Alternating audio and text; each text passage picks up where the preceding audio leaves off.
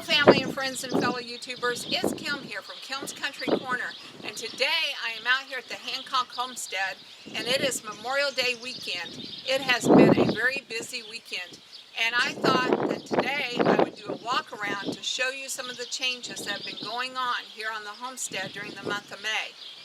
I did an April walk around, and now I thought it would be fun to do a May walk around just to see some of the changes.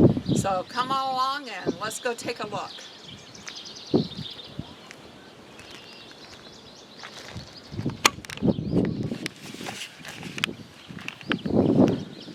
As you can see, Paulo is still here, always by my side. Are you ready to do this walk around, Paulo? Yeah? Okay. Here we go. You lead the way.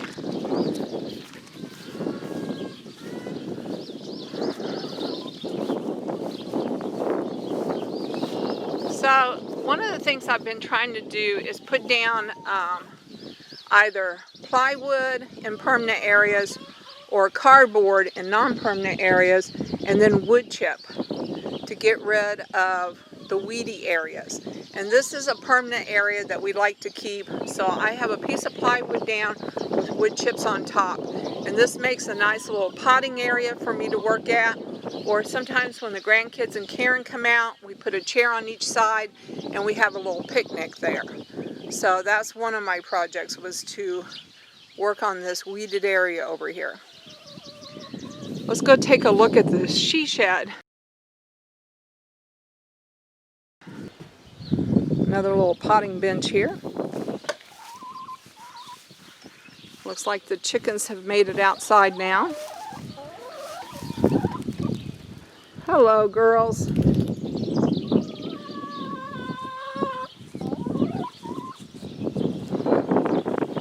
We have lost a lot of our chickens this spring due to a new neighbor dog get into the pen and got many of our chickens before we realized what was happening.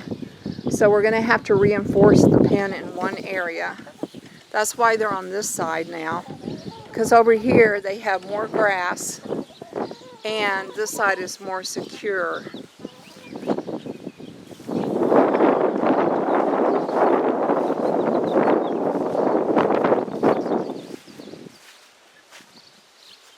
Go in and take a look. The grandkids are supposed to be out later, so I'm going to save the feeding and the collecting of the eggs for them because they love to do that. Yes, I see you all need water, I know, and some food, but we have eggs out here. There are the eggs. And we have a broody hen, but I don't let her sit because we lost both roosters. Both roosters to either the dog or the coyote. And so none of these eggs are fertilized.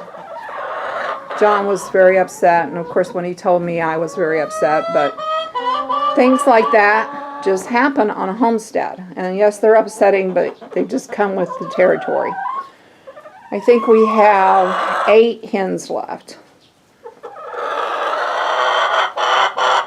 Alright girls, the grandkids will be out pretty soon and they will get you fed and watered. I don't want to take that joy away from them. So, I will be back. I have this door open so that they can get over here to this side.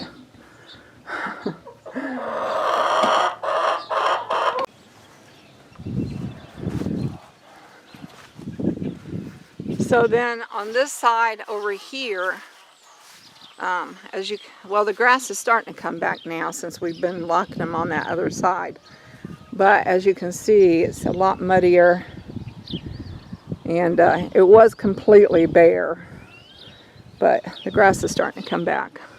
And over there on that far side, this is why we didn't realize it, but over there on that far side, there's a gap under the fence that dog dug under and was able to get in here to them. And John works evenings and I'm not out here all the time, and it was just an accident that happened. So Nothing can be done. These chickens are, oh, I think they're 5 years old now anyway, because I got them when Jeffrey was a baby, and he's going to be 6 this fall. So they're 5 years old anyway, and probably about time for them to be replaced. But, you know, I'm kind of attached to them, and I hated to see them go. But we'll have to put this brooder house back into service again and get some new baby chicks.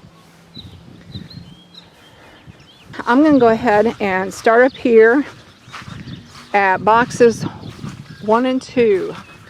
This is how I have these labeled in my head, is starting at the north end. So we'll start up here at the north end.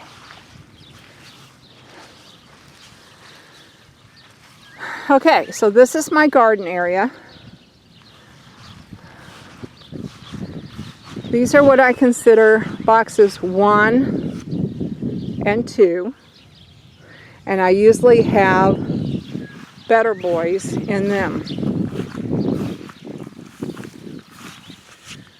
So there's some better boys. I've got this whole box here full of better boys. And then I have this whole box full of better boys. Alright, so there's boxes 1 and 2. Okay. Then as I walk on south, I have boxes 3 and 4. And 3 and 4 have in some Romas. Looks like I may have lost a Roma. We'll see. It might bounce back. Sometimes that happens. But here's a nice one. And this box is going to be good. And then I have this big box of Romas over here. Alright, and then I have boxes 5 and 6. Okay? And 5 is where I have the cherry tomatoes that John accidentally got thinking that they were Romas. And I have 3 of them. I gave my daughter 2. She only wanted 2. And then over here on this side, in box 6 are the peppers. I have videos out on them. Alright, and then box 7 are the beets. Over here is box 8. Right there, box 8. And that box has 2 different kinds of radishes going on. They also need to be thinned. And then at the end of the beet box, I put 4 of the burpless cucumber plants. And they're looking great. And then here is the main garden area. And as you can tell, we've had a lot of rain. So this lower part here, we're waiting for it to dry up a little bit. John did get the tiller working. So as soon as we have some dry dirt to work in, we will be tilling this up and hopefully putting in a patch of corn. On the trellises down here, I've always wanted to have 2 trellis full, well actually 4. I count in sets, so 1, 2. 2 trellis full of the Boston pickling cucumbers. Right now, I only have 2 Boston pickling cucumbers. But it doesn't hurt to have goals. So that's what these 2 trellises are supposed to be, the pickling cucumbers. And then down here on these trellises, I've always wanted to do gourds and maybe miniature pumpkins. So this area, this garden has a lot of potential. Unfortunately, we haven't used it to its fullest potential in the last few years. We've been trying to get it set up, and then our tiller broke. But now John's got the tiller running, and I think we'll be able to get something done this year. I'll keep you updated. All right, let's go down and look at the flower garden.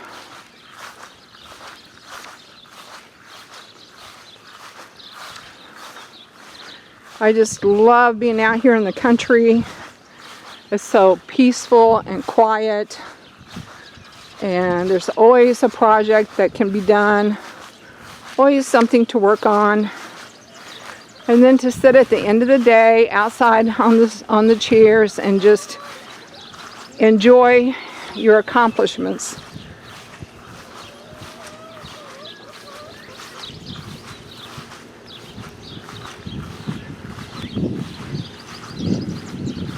But if you look, it's still cloudy and we're still expecting more rain today. Okay, so one of the first things I want to mention is our new center point, and that is the old push plow.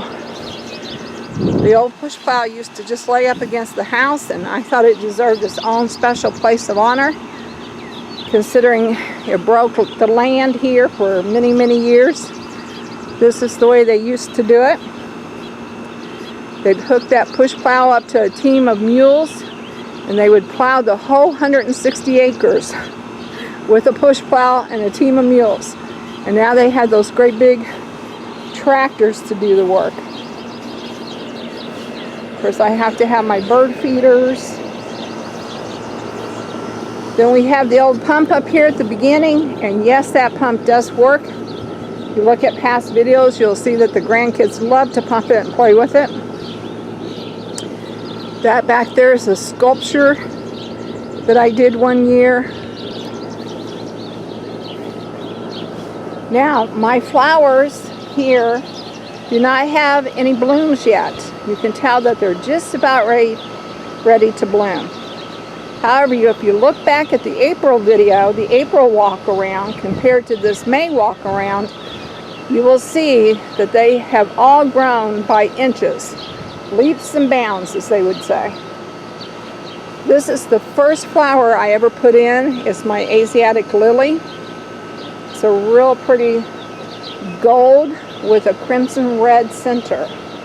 Just beautiful. Then we have some cone flowers, bee balm, more cone flowers. And all of these flowers here will be red. This is kind of my red themed garden.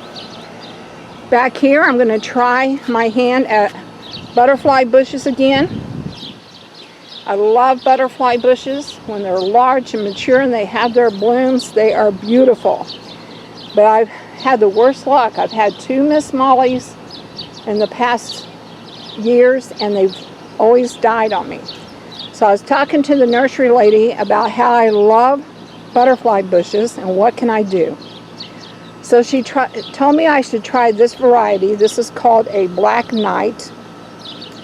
It gets very deep, dark purple blooms, almost black. And it's supposed to be hardier. And she also told me to plant it up on a mound because butterfly bushes do not like wet roots. They're susceptible to root rot. So I have tried this. Cross my fingers, I hope it works. Alright, and then I have some red Asiatic lilies coming up there. And then again over here on this side. And these are my daylilies here in the front, and they will be red. These are my hick yews. And one of these days I really want to trim these hick yews so that they make an arch going over my Mary. A natural arch. Okay, and then on this side I have the same flowers planted as on the other side. So once again I have red cone flowers, 2 different kinds. These will be shorter, those will be taller. Some more bee balm, some more cone flowers, and another Black Knight butterfly bush that I'm hoping for. I should also mention that the kids came out one day and we planted zinnias along the fence line. So we should have some zinnias in here too. That there's just a common boxwood. A new flower I've tried this year is the Cardinal Flower. It's supposed to get as tall as the fence. I think they said 4 to 5 feet tall. And it's going to have red tubular blooms. Butterflies and hummingbirds are supposed to be very attracted to it. It's supposed to be the perfect plant for hummingbirds because they have the red tubular blooms, and that's what hummingbirds like, is something tubular to stick their long beak into. So hopefully those will grow. I have a single hollyhock coming up back here. It's the only one that survived from last year. And I'm hoping it grows nice and big and strong, gives me a flower, so it will put out lots more seeds. It's supposed to be red also. Alright, and then these irises back here were white. And they were beautiful. If you look at the April video, you will see that they were blooming at the time. There used to be some yellow and purple irises in there, and I took them out, and I'll explain that in just a minute. And then we have these beauties. These are very tall, as you can see, and they are yellow with the crimson. And they're going to balance out my Asiatic Lilies on the other side. These are irises, yellow and red irises, that will balance out my yellow and red Asiatic Lily. Beautiful, just beautiful irises. Alright, and then as we walk down the hill, if you watched the video, I had put in a red tiger lily bed. I was able to get more dirt added to it. It's supposed to have 6 to 8 inches of dirt. So we have a huge dirt pile out north of the barn, so I did a lot of digging and hauling and was able to get more dirt in here. But that should have red tiger lilies blooming in it. Not this year, but next year. This year the bulbs will grow and mature and put on the energy, and then next year I should have blooms. But those will be red tiger lilies there someday. And then over here I have some winter green boxwoods. The winter greens are supposed to be very hardy, and I needed hardy plants over here on this north side of the fence. As you can tell, our yard slopes down. We actually had to build up the dirt there to get the garden somewhat level, but it does have a natural slope to it. So here on this north slope, I put these boxwoods. And then where the tiger lily bed is at, the red tiger lilies, there used to be these orange daylilies. These orange daylilies were given to us by a neighbor. They're not tiger lilies, but they're an orange daylily, and they're beautiful. And so I decided to put them over here on the north side of this fence. They're very hardy. And this north side of the fence has not had much on it. I've been concentrating on the south side of the fence. So now I'm putting some of the extra plants over here on the north side. Which brings me to the irises. I love these purple irises. I just love that color combination. But I didn't like the way that they looked with the red and the yellow. They just, I don't know, they kind of contrasted against each other. So I thought, you know what, I'm going to put them over here on the north side of this fence, and this north side needs something with it. These will spread, the lilies will spread, and then I'll have plants along this north side of the fence. And they'll be beautiful there, and they won't contrast with that yellow and red. And then there are some yellow to go with the purple.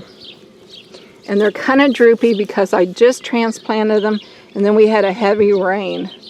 But next year they'll come back big and strong, and they'll be just fine. Okay, so So, let's take a look at the apple orchard. Here are apple trees. We have a Macintosh there, 2 red delicious there, and then a golden delicious all the way down there. This yard used to be full of apple trees, and then we had a row of cherry trees. And we lost them one year to a windstorm, and they've just never gotten replaced. But we had a few survive, so I'm happy with the apples we do have. John did a heavy pruning on them this winter, very heavy, but they did have flowers, and flowers usually mean apples, so we'll see what kind of apple crop we get this year. All right, let's go on across the road.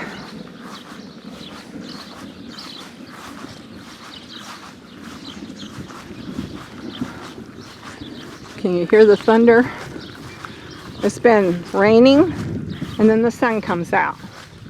And then it rains, and the sun comes out. So, all right. Okay, so this ditch area I can't do a whole lot with. It's always going to have grass growing in it. But I have tried to naturalize it by using what we call ditch lilies. And they will put out beautiful red blooms in the middle of summer. I have patches of them throughout this weedy area. And then I have irises. And irises can tolerate weeds, so they're another naturalizing plant. And I have 2 different colors going on. I have the purple, and then some of the yellow.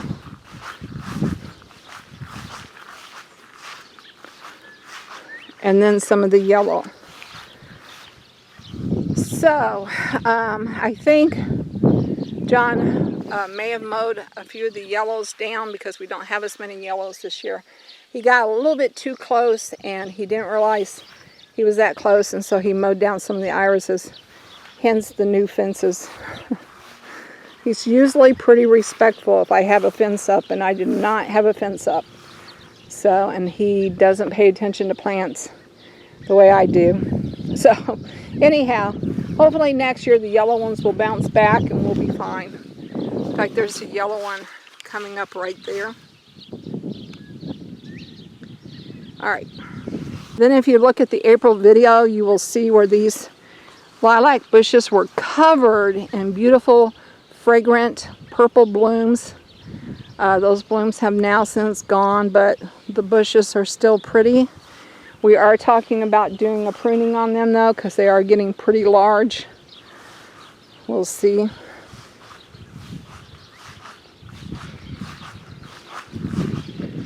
All right, back across the road. So on this side, I am attempting to put irises and lilies on this side along this fence so that as people are driving in, they'll be flanked on both sides by lilies and irises. John's not used to this spot though, so he did mow some of my irises down, hence the new fencing. He's pretty respectful of the fencing. Show you the sky real quick. Look at that sky, guys. That's what it's been looking like most of the Memorial Day weekend. We'll have rain, we'll get some sun, we'll run out, we'll do some projects, and then it'll start rain again. Okay, lilac bushes. These are old-fashioned purple lilac bushes, the same as the big ones on the other side, just newer.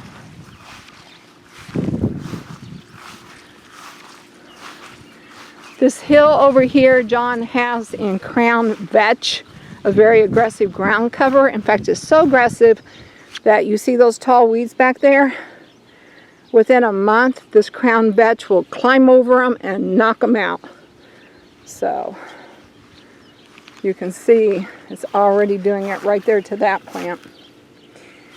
A great ground cover for hills and problem areas, but very aggressive. So don't plant it anywhere where you don't expect it to spread. Crown vetch. Then over here, I've started a small new iris bed to cover up around the meter there. This is the Trumpet Vine. John thought it was dead, and I'll admit it did look dead unless you looked really close. If you look at the April video, you can see that I got really close and you could see buds. But he thought it was dead, so he mowed it down. However, it does look like it's going to bounce back. I was a little upset when he mowed it down, but you know, he apologized, said he thought it was dead, and now it's bouncing back. So no worries.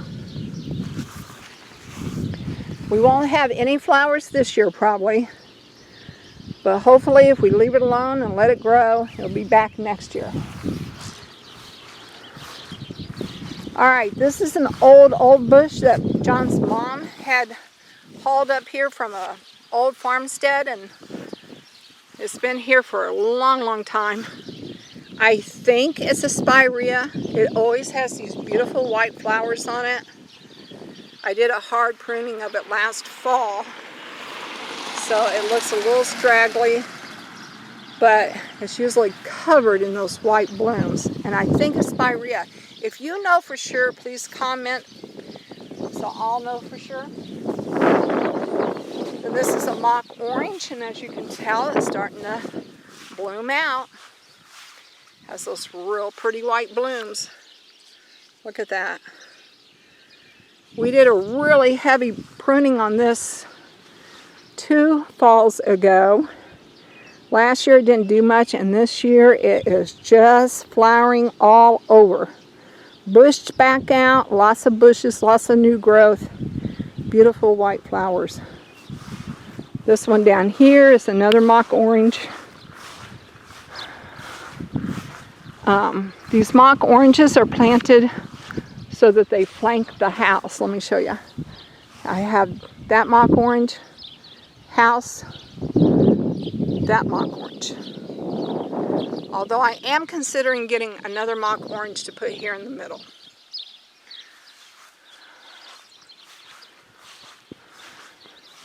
But just look how beautiful those flowers are. And they're usually covering the whole plant, and they're very fragrant.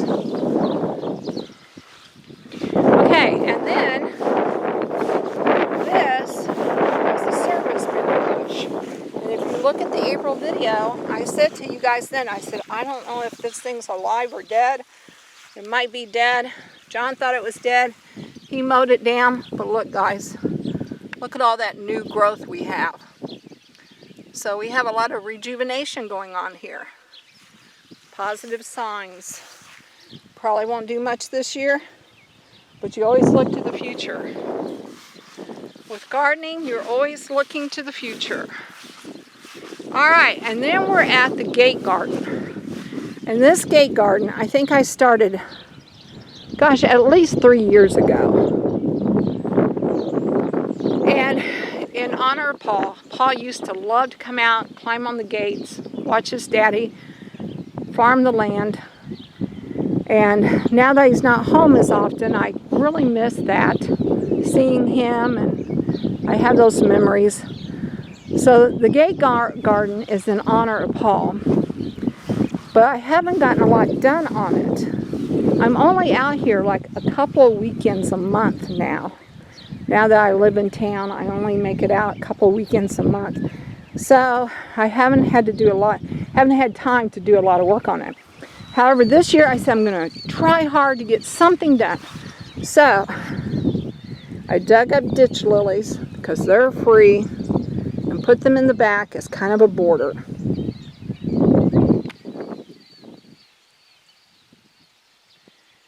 And then I have sunflowers and zinnias planted here in the front.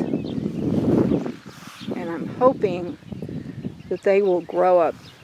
The sunflowers are supposed to be mammoth shaped, or mammoth size, and then the zinnias should be all different colors, and red. I think red ones actually. I want this to be a display area, so we did put down the black plastic, put down some stones to try to get a focused area going. This here one day will be a grape arbor, or at least I hope it will. Paul was home last year. He helped me set in the fence post. He helped me get the fence laid up against it. We did not tie him up that day. We just ran out of time. Last year, by the time we got this project done, the suppliers were out of grapes. This year, when I went to the same nursery and asked for grapes, they didn't get them in this year. Partly because of this pandemic we have going on. So, no grapes yet. I think I'm going to have to order them from another nursery. They're going to be online ordering, and but they're a good nursery. So I think I'm going to have to order them. Alright, then this is the south side that I've been trying to work on. I put some of those ditch lilies over in that corner to get rid of weeds. That was a really weedy area there. Very hard for John to mow in. So I put some ditch lilies there. They'll eventually spread out a little bit. Cardboard with wood chips. And then my row of peonies. Got a new one in right there. That one is new. And then there's a new one here. And a new one here. And a new one here. And then there's one back in here. Trying to rearrange these peonies. I don't remember if I told you guys the story of the peonies or not, so I'm going to tell you now. Emma used to have a whole hedge of peonies back here along the south side. Big, beautiful hedge. And in 2005, we had a house fire that destroyed the old farmhouse that used to sit here. And when they measured the house, they realized they were going to have to extend the basement out. I think it was like 2 feet in order to get the house to fit on this foundation. So they extended the basement out. They just put in another supporting wall.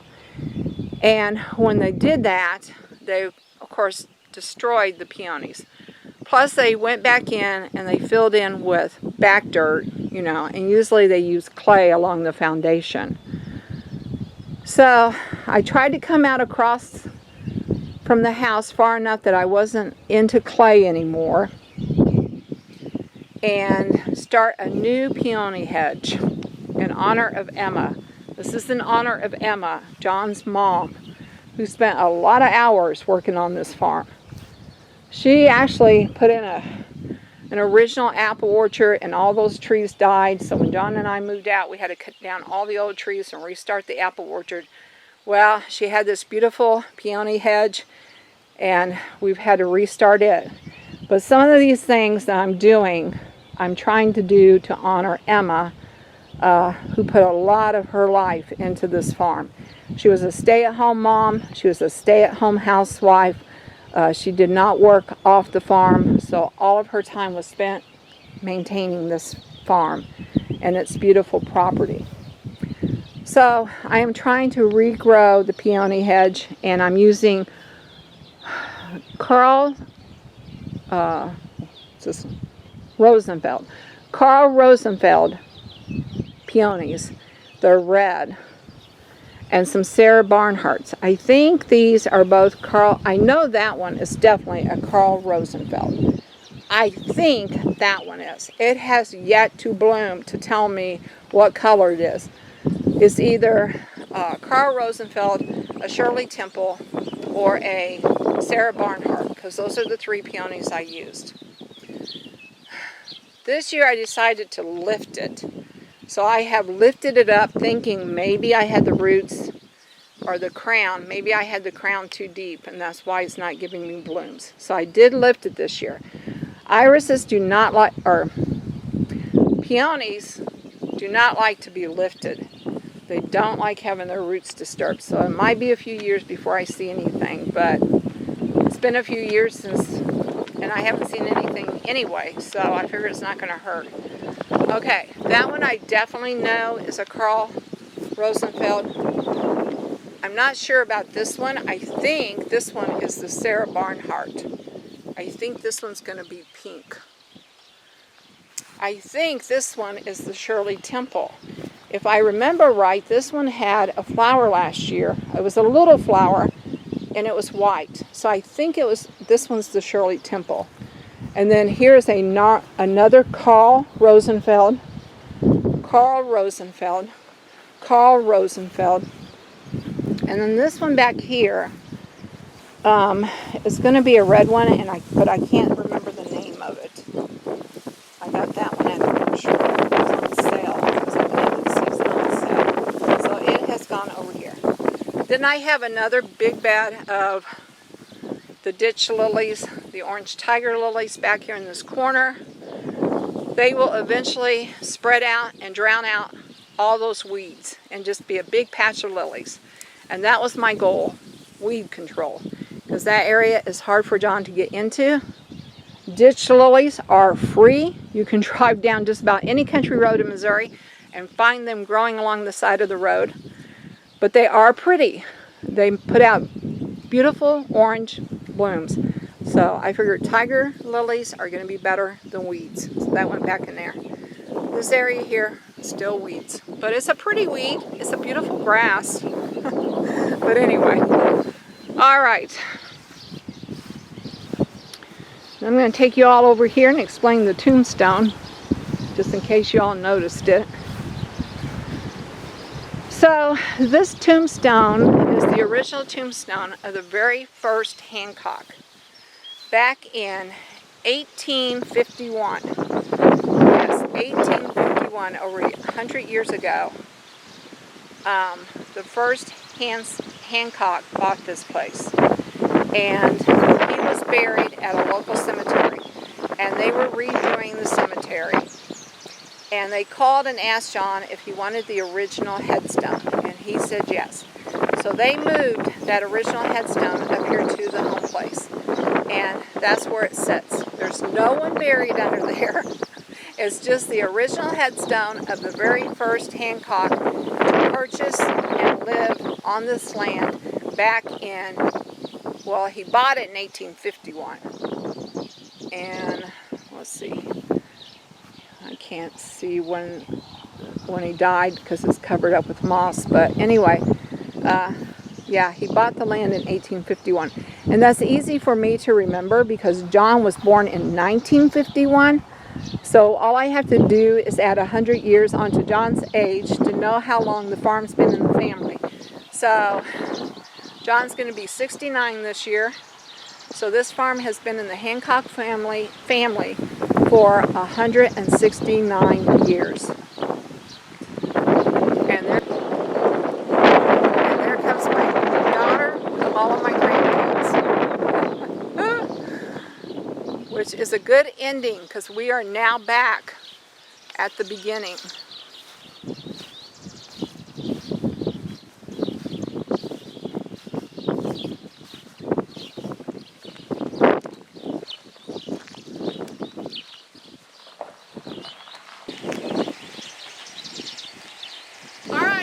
Well, that was our May walk around.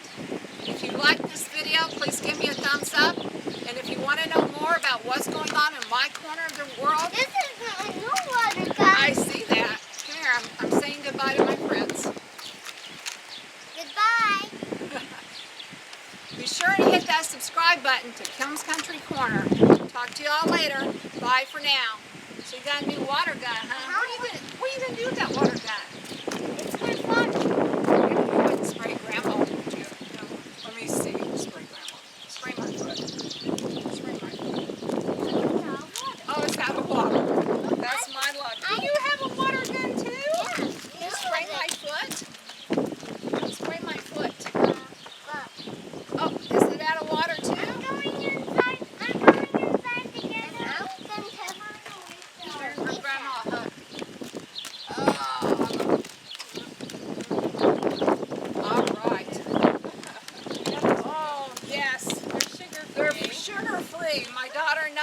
have to have sugar-free treats now.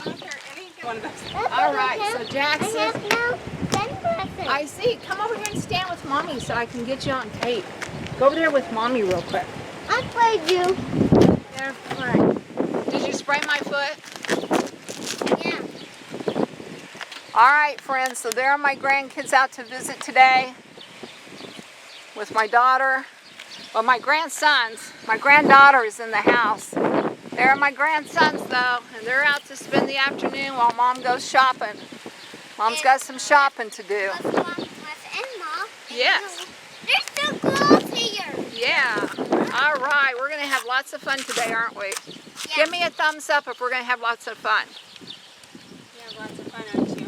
All right, good job.